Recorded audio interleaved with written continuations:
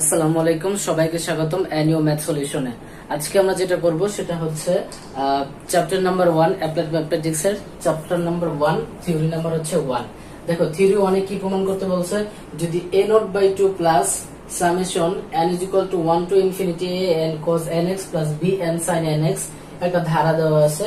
এই ধারাটা যদি বলছে -π থেকে π ব্যবধিতে f of x ফাংশনে সুষমভাবে যদি অবিচারী হয়, দেন দেখাইতে হবে যে a0 এর মানে তো, a n এর মানে তো এবং b n এর মানে তো। আমরা সাধারণত প্রথম ক্লাসটা যদি করে থাকি, দেন আমরা সেখানে দেখব যে এই ধারাটা কিন্তু অ্যাকচুয়ালি ফুরিয়ার ধারা। ঠিক আছে, -π থেকে π ব্যবধিতে এই ধারাটাকে ফুরিয়ার ধারা বলা হয়ে থাকে, এবং ফুরিয়ার ধারার ভিতরে a0, a n এবং b n এই তিনটা জিনিসকে বলা হয়ে থাকে সহগ, ফুরিয়ারের সহগ। এবং এই সহগগুলো কিন্তু আমরা মুখস্থ করে ফেলছিলাম, কিন্তু এটা কিভাবে আসছে এটা আমাদের একটু দেখাতে হবে, প্রমাণ করতে হবে যে আসলে এগুলো কই থেকে আসলো, এই সহগগুলোর মান কেন এরকম আসলো। তো আমরা প্রথমে একটা কাজ করব, লিখবো যে দেওয়া আছে f of x এই যে ফাংশন, এই যে f of x ফাংশনটা যে ধারাটা দেওয়া আছে সেই ধারাটা আমরা হুবহু এখানে লিখে দিব এবং সমীকরণ নাম্বার দিব কত 1। আচ্ছা, এবারে যে কাজটা করতে হবে, তুমি একটা জিনিস খেয়াল করো, আমি প্রথমে a নট এর মান বের করব, এটা হচ্ছে আমার টার্গেট। যদি এটা বের করতে যাই তাহলে আমাকে কি করতে হবে, দেখো এখানে একটা ইন্টিগ্রেশন সাইন আছে, -π থেকে π ব্যবধি নিয়েছে, ইন্টিগ্রেশন সাইন -π থেকে π ব্যবধি এবং dx, অর্থাৎ এটাকে x এর সাপেক্ষে ইন্টিগ্রেট করা হয়েছে।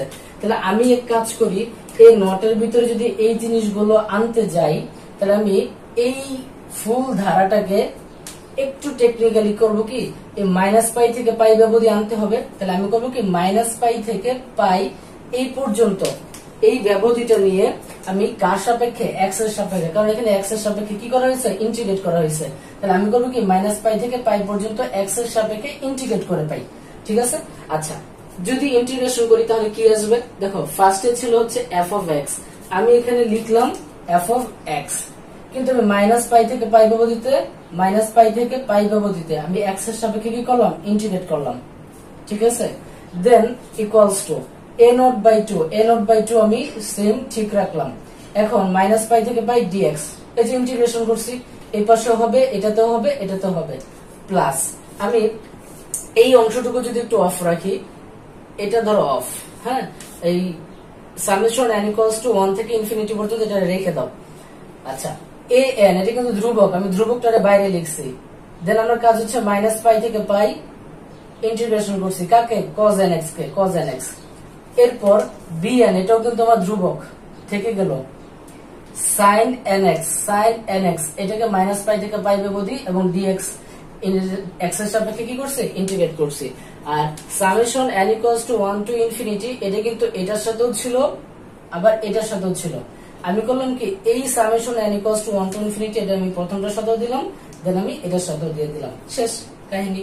আচ্ছা, এইবার আমরা যে কাজটা করব সেটা হচ্ছে যে, দেখো তোমরা a0/2 এটা হচ্ছে ধ্রুবক, আমি বাইরে লিখলাম, -π থেকে π, ঠিক আছে, dx, ঠিক আছে, প্লাস এই যে আমার টোটাল রাশিটুকু, এই অংশটুকু যতটুকু আমি বক্সের ভিতরে রাখতেছি, -π থেকে π cos nx dx, আমি যদি এই লিমিটের ভিতরে আমি cos nx কে যদি আমি ইন্টিগ্রেশন করি x এর সাপেক্ষে, দেন মান আসে কত, 0, মান কত আসে 0। এখন প্রশ্ন হচ্ছে এটা কিভাবে, এটা কিন্তু লাম্বিক উপপাদ্যের সাহায্যে এটা প্রমাণ করা যায়, এছাড়াও তোমার এমনও দেখানো যায়, বাট এটা তো অনেক সহজ, আমরা ইন্টারমিডিয়েট এগুলো করে আসছি। তো আমি তারপরে একটু লিখে দিই, দেখো এই কোর্সটা করতে গেলে, প্রথম অধ্যায়টা করতে গেলে কিছু ইন্টিগ্রেশনে তোমাকে একটু মানে ফাস্ট হতে হবে, এই জন্য কিছু ইন্টিগ্রেশন তোমার মাথায় রাখা জরুরি, স্পেশালি এই থিওরিটার জন্য। আপাতত প্রথম প্রমাণের জন্য দেখো আমি লিখে দিয়েছি -π থেকে π cos nx dx, এটাকে ইন্টিগ্রেশন করলে 0 হয়। যদি তুমি এটা মুখস্থ রাখতে পারো তাহলে কিন্তু খুব দ্রুত অঙ্কগুলো করতে পারবা, আর না হলে ভেঙে ভেঙে করলে অনেক লেন্দি হয়ে গেলে তো হবে না, আর তো অনেকগুলো অঙ্ক করতে হবে এক্সাম হলের ভিতরে। তো এটার মানটা কত আসছে, 0। ঠিক সেম ভাবে দেখো লিখে রেখেছি -π থেকে π sin nx dx equals to কত, এটার মান কত আসছে 0। তো এইটা যদি হয়ে যায় 0, 0-র সাথে আমি যাই গুণ করি না কেন অ্যান্সার কিন্তু আলটিমেটলি 0। এটাও যদি হয়ে যায় আমার কত, এটা 0, তাহলে 0-র সাথে আমি যাই গুণ করি না কেন অ্যান্সার কিন্তু হয়ে যায় 0, অর্থাৎ এই অংশটুকু আর কি হচ্ছে না, থাকতেছেই না, বাদ, টোটালি বাদ হয়ে যাচ্ছে। আচ্ছা, এখন দেখি এখানে কি আছে, a0/2 ঠিক আছে। আচ্ছা, এটা তো ঠিক থাকলো। এখন -π থেকে π এটাও ঠিক আছে, -π থেকে π এটাও ঠিক আছে।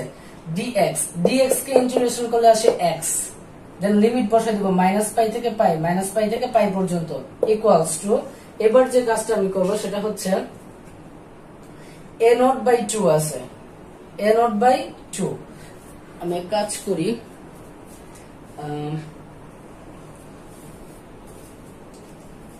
লাস্টের লাইনটা আমি একটু আরেকবার পড়ে দিই। আচ্ছা দেখো, তো a নট বাই 2 থাকলো, dx কে অন্তরীকরণ করলে আসবে x, লিমিট বসাই দিলাম equals to a naught by 2 রাখলাম x, x এর জায়গায় একবার পাই বসাবো আপার লিমিট, দেন সূত্রের মাইনাস, এটা কিন্তু সূত্রের মাইনাস, তারপর লোয়ার লিমিট কত minus pi, a naught by 2 থাকলো ইনটু পাই মাইনাসে প্লাস পাই, তার মানে পাই হয়ে গেল কয়টা, দুইটা, দেন 2 আর a নট এর নিচে 2 কাটা যায়, অর্থাৎ এখানে কি থাকে a নট পাই। তাহলে অ্যাকচুয়ালি আমার কি থাকতেছে, আমি যদি এইখান থেকে একটু মুছে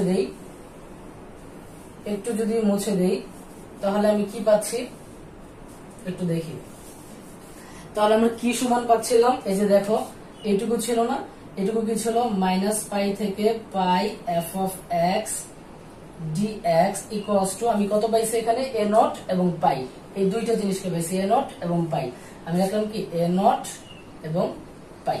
আচ্ছা, কিন্তু আমাকে এটার মধ্যে বানাতে হবে, কার মান বের করতে হবে, a নট এর মান, তাহলে a নট এটা সমান কি আসবে, প্রথমে আমি এটা লিখলাম মাইনাস পাই থেকে pi f of x dx, আর এই যে পাইটা ছিল এটাকে যদি আমি অপোজিটে পাঠিয়ে দিই তখন এটা হয়ে যাবে 1 বাই পাই, সহজ ক্যালকুলেশন। দেখো তো এটার সাথে এটা মিললো কিনা, একদম same, a naught equals to 1 by pi minus pi থেকে pi f of x dx। তাহলে এবার বোঝা গেছে যে এই সহগের মানটা, ফুরিয়ার সহগ a নট এর মানটা কেন এরকম লেখা হয়। তাহলে আমরা প্রথম প্রমাণটা করে ফেললাম, এবার আমরা নেক্সট সেকেন্ড প্রমাণে চলে যাব। তো দেখো সেকেন্ড পার্টটা যদি আমি একটু প্রমাণ করতে যাই তাহলে কি করা উচিত, আমি একটা কাজ করব, সেকেন্ড পার্টে a n এর মানটা বের করতে হবে। যদি a n এর মানটা আমরা বের করতে যাই তাহলে একটু যদি a n এর দিকে তাকাই, যে আমাকে f of x, ঠিক আছে এখানে f of x ছিল, কিন্তু এক্সট্রা একটা জিনিস আছে, এটা হচ্ছে cos nx, তার মানে এই জিনিসটা আমার আনতে হবে। তো আমি করব কি, ঠিক সেম ভাবে 1 নং সমীকরণ দেওয়া ছিল, আমি দেব 1 এর উভয় পক্ষকে, আগে কি ছিল মাইনাস পাই থেকে পাই পর্যন্ত x এর সাপেক্ষে ইন্টিগ্রেট, এবার তো সেটা করবই, কিন্তু এক্সট্রা যেহেতু একটা cos nx আছে, আমি করব কি cos nx টা দিয়ে গুণ করে দিব, cos nx দ্বারা গুণ করে, একটা জিনিস বোঝার চেষ্টা করো, 1 এর উভয় পক্ষকে, আগে ছিল মাইনাস পাই হতে পাই পর্যন্ত x এর সাপেক্ষে ইন্টিগ্রেট করব, এখন আমি একটু উপরের দিকে তীর চিহ্ন দিয়ে বুঝিয়ে দিলাম যে cos nx দ্বারা গুণ করে দেন আমি বাকি কাজটা করব, কারণ আমার একটা cos nx দরকার। তাহলে কি আসতেছে দেখো, আমি যদি একটু দেখাই, 1 নং এ f of x ঠিক থাকলো, এক্সট্রা আনলাম কি cos nx, ঠিক সেম ভাবে এটা ঠিক আছে, মাইনাস পাই থেকে পাই আগের মতোই dx, এক্সট্রা আনলাম কি cos nx, ঠিক। আবার এখানে যদি দেখি n equals to 1 to infinity, ঠিক আছে, a n টা ধ্রুবক বাইরে বের হয়ে গেল। এবার এখানে আগে থেকে একটা cos nx ছিল, আমি আবার আরেকটা cos nx দ্বারা গুণ করছি, তাহলে cos nx হয়ে গেল দুইটা, দেন dx। আবার bn এটা কিন্তু ধ্রুবক বাইরে, মাইনাস পাই টু পাই, আমি cos nx দ্বারা গুণ করছি এবং আগে থেকে ছিল কি sin nx dx। আচ্ছা, তো এটুকু থাকলো। তো আমাদের একটা জিনিস মনে রাখতে হবে যে আমি বলেছিলাম এই ম্যাথ গুলোর ক্ষেত্রে কিছু ইন্টিগ্রেশন আমাদের করতে করতে মুখস্থ করে ফেলতে হবে প্রায়। এটা হচ্ছে এরকম, যেমন এটা আমি আগে থেকে জানতাম মাইনাস পাই থেকে পাই cos nx dx এর মানটা হচ্ছে 0। দেখো cos nx dx এর মান 0, কিন্তু এই cos nx এর যদি দুইবার থাকে, অ্যাকচুয়ালি cos স্কয়ার nx, বা তুমি এরকম ভাবে ধরো যে দুইবার যদি থাকে cos nx, তখন এর মানটা হয়ে যায় পাই, তখন মানটা কি হয়ে যাবে, আলটিমেট রেজাল্ট আসবে পাই।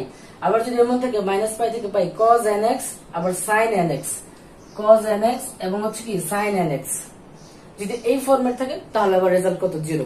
এখন এগুলো আসলে কোথা থেকে এসেছে, এগুলো এসেছে লাম্বিক উপপাদ্য থেকে, ঠিক আছে, যেটাকে বলা থেকে অর্থগোনাল থিওরেম।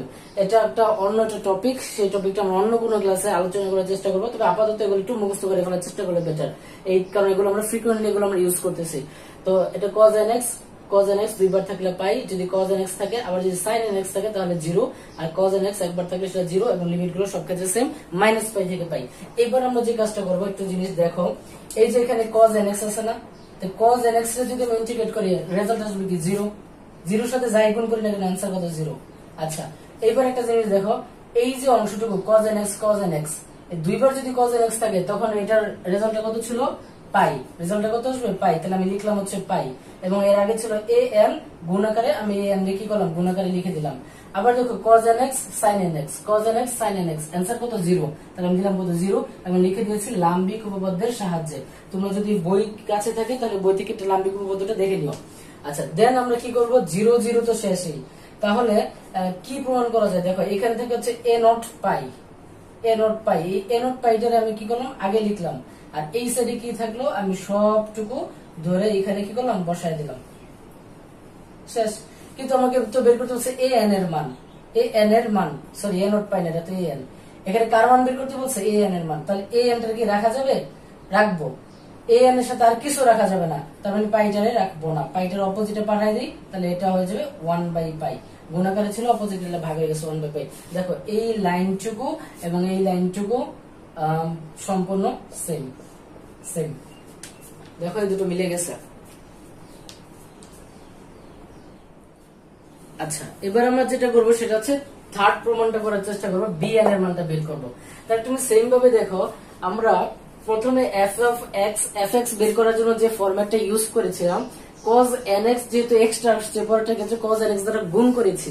এবার কিন্তু cos nx নাই, এবার হচ্ছে sin nx, তার মানে এবারে কি করব, sin nx দ্বারা গুণ করব। তাহলে আমরা গুণ করি, দেওয়া আছে এত, এর উভয় পক্ষকে আগে ছিল cos nx দ্বারা গুণ করে, কিন্তু এখন আমাকে ডিমান্ড করতেছে আমাকে sin x দ্বারা গুণ করতে হবে। তাহলে আমি করব কি, sin x দ্বারা গুণ করব, sin x দ্বারা গুণ করব, গুণ করে দেন বাকিটুকু ঠিক থাকবে। তাহলে এই জায়গায় ছিল কি cos nx, এখন কি cos nx হবে, fx এর সাথে কি গুণ করতে হবে, sin nx। তাহলে আমি এটা কেটে দিলাম, এটা কেটে দিয়ে আমি এখানে লিখলাম হচ্ছে sin nx। আচ্ছা, এখানে ছিল কি cos nx, এখন কি cos nx হবে, cos nx হবে না, এখন কি হবে, sin nx। তাহলে আমি লিখলাম sin nx, এখানে যা আছে ঠিক থাকবে। দেখো আগে ছিল এখানে cos nx, n এর সাথে ছিল cos nx, গুণ করেছিলাম cos দ্বারা, কিন্তু এখন cos nx টা ঠিক থাকবে, কিন্তু আমি এখন গুণ করবো কি দ্বারা, এখন গুণ করবো কি দ্বারা, sin x দ্বারা। তাহলে এখানে কি হয়ে যাবে, sin nx। আচ্ছা, আবার আমি যদি একটু চেষ্টা করি এটার কথা চিন্তা করি, দেখো আগে ছিল sin nx, তাহলে sin nx ঠিক থাকলো, কিন্তু আমি আগে গুণ করেছিলাম কি cos nx দ্বারা, এবার কি দ্বারা গুণ করতে হবে, sin nx দ্বারা, তাহলে cos টা থাকবে না, এটা কি হয়ে যাবে, এটা হয়ে যাবে sin nx। আচ্ছা, এইবার আমি একটু জিনিস বলি, দেখো a0/2 ঠিক আছে, -পাই থেকে পাই sin nx dx। তুমি আমাকে বলো -পাই থেকে পাই cos nx dx এর মান যদি 0 হয়, তাহলে -পাই থেকে পাই sin nx dx এর মান কত আসবে, 0ই আসবে। তাহলে আমি লিখলাম 0, এটা ঠিকই থাকবে, 0টা কি ঠিকই থাকবে। আচ্ছা, দেন এইখানে একটা জিনিস দেখি, -পাই থেকে পাই cos nx sin nx। তুমি একটা জিনিস দেখো, -পাই থেকে পাই cos nx sin nx, এটার মানটা কত, 0। তাহলে এখন এটার মানটা কত হয়ে যাবে, 0। তাহলে এই অংশটুকু আমার টোটালি অফ, এই অংশটুকু কত আসছে, 0। তাহলে এইটুকুর মান পাইলাম 0, আবার এই অংশটুকুর মানও কত পাইলাম, 0। এবার দেখি তো এখানে কি আছে, দেখো -পাই থেকে পাই sin nx মানে দুইবার dx। আচ্ছা দেখো তো, আমরা কি পড়ছিলাম, cos nx দুইবার থাকলে আনসারটা কিন্তু পাই আসতেছে।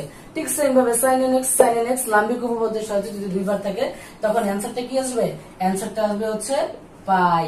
কিন্তু এই যে bn টা থেকে গেল, এই bn টাকে সাথে আমি কি করলাম, লিখে দিলাম। ঠিক সেইভাবে সাইড নোট দিলে দিও, লাম্বিক উপপাদ্যের সাহায্যে পাই। এবার একটা কাজ করব, এই bn পাই আমি এখানে bn বানিয়ে দেবো, bn পাই এইটুকুকে আমি আগে লিখলাম, এবং এইখানে যা আছে এইটুকুকে আমি পরে লিখলাম। এখানে কিন্তু sin x হয়ে গেছে, তার মানে কি এটা এখন কি sin x, ঠিক আছে। আচ্ছা, আমাকে কি প্রমাণ করতে হবে, bn এর মান, মানে bn এর সাথে কিছু রাখা যাবে না। তাহলে bn এর সাথে আছে পাই, এই পাইটাকে যদি আমি bn এর সাথে কি আছে পাই, এই পাইটাকে যদি আমি অপোজিটে পাঠিয়ে দিই, দেন এটা হয়ে যাবে কত, 1/পাই। দেন এটা কি প্রুফ হয়ে গেল। অর্থাৎ আমি যদি এইটা একটু ভালো করে বুঝি, দেন এটা একদম সহজ, এটা হচ্ছে আরো সহজ। তাহলে আশা করি এই উপপাদ্যটা আমাদের সকলের পারা যাবে ইনশাল্লাহ। আজকে এই পর্যন্তই। আসসালামু আলাইকুম।